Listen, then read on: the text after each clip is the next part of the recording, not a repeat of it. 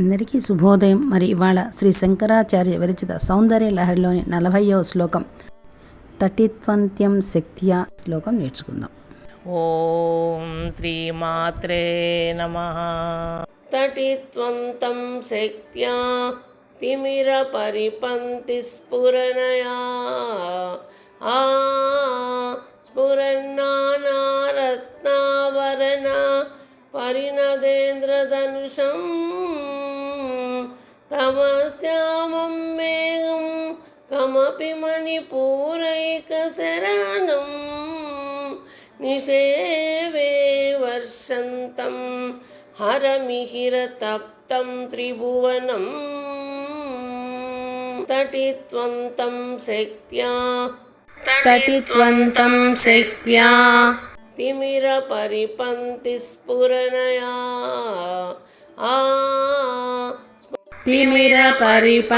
స్ఫురణయా స్ఫురన్నానారత్నాభరణ పరిణదేంద్రధనుషం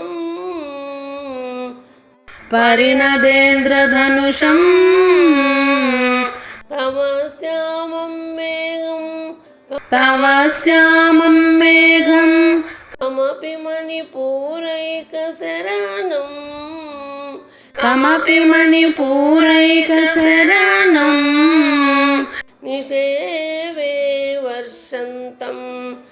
నిషేవే వర్షంతం హరమిహిరతప్తం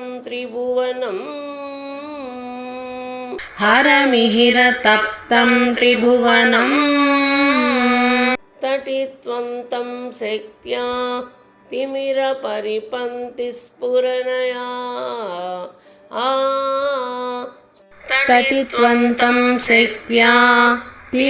పరిపంతి స్ఫురణయా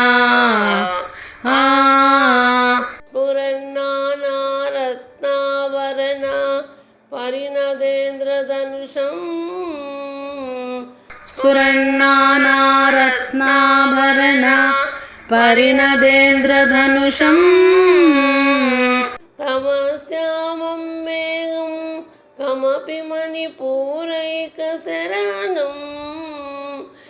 తమస్యామం మేఘం కమపి మణిపూరైకశరణం